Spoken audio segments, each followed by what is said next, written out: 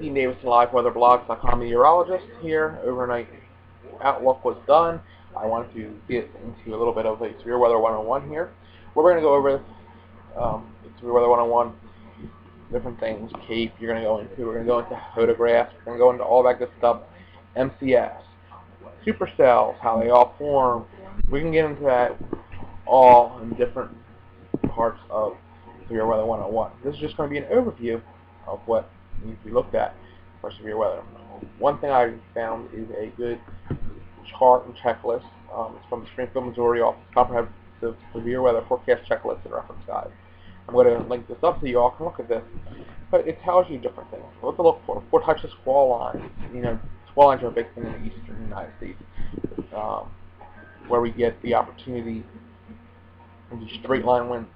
Sometimes gust tornadoes form on them. You can know the difference between gust and tornadoes. Sometimes they can cause similar damage.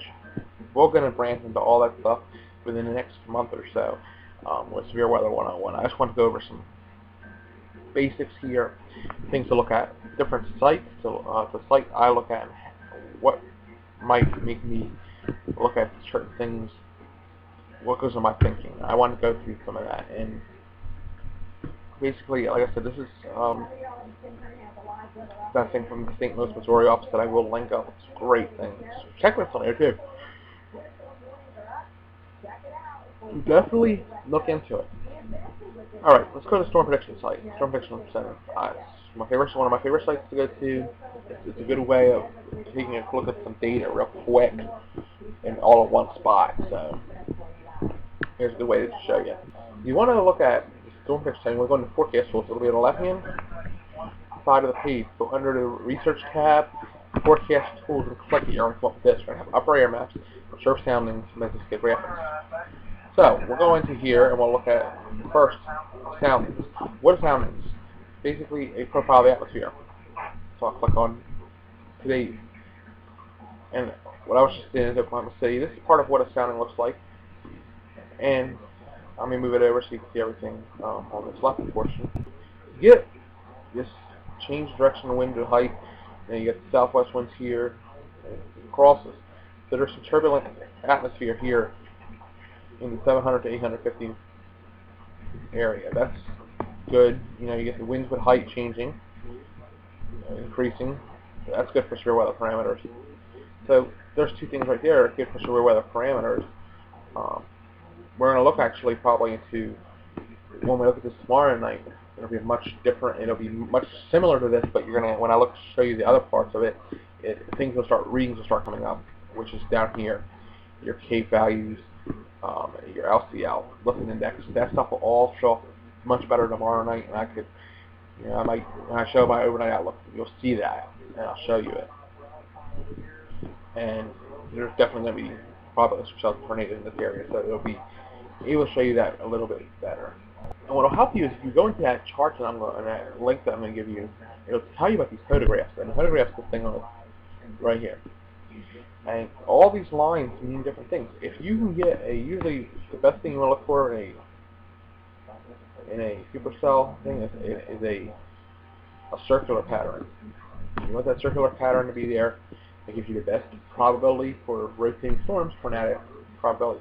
Even though this in the perimeter shows above supercell level.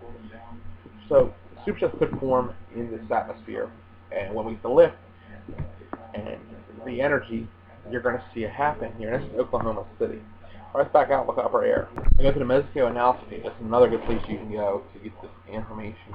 I love going to this part because it's important to look at different things in different levels. It brings you to a whole, you can look at the atmosphere so much better with this. And you can see, let's take a look at just the surface here. You can see some elevated thunderstorms here. That would be really severe. But for using this to look at, you can go to this composite index, supercell composite. Where do we see supercells? Well, we see supercells, you start seeing red lines there. That would be your good probability of that happening. Shear. Will we see shear? Yeah, we got a load of shear here in parts of Oklahoma, but not where the thunderstorms are. So, based on that, it would be good if we storm for over top of the shear levels. Aerodynamics. That's your CAPE to protect potential energy. and you'll see a bunch of lines on the air and the higher numbers. When we get to the severe weather thing, I'll show you on overnight outlook. You'll understand more of what I'm talking about. You'll see things. You'll see a lot more coloration, more information. You know, look at the upper air analysis. You know, do we have divergence, convergence, all that good stuff. Heavy rainfall. We're looking for flooding. You know, you got to look at that too. You know, the higher this would be the best place if we get storms over it for flooding. Most precipitation will be available there. And you just go through all this stuff. And this is the mesoscale analysis page, and very much what you want to look at. I mean, they give you observations too. You have surface observation, you got visible satellite pictures, you name it, and this is visible. Obviously at night you're not going to see much visibility. The other thing with severe weather forecasting is have a good radar. You can use multiple radars online, and Telecast has a couple of them. They give you information. You know, you can look at everything.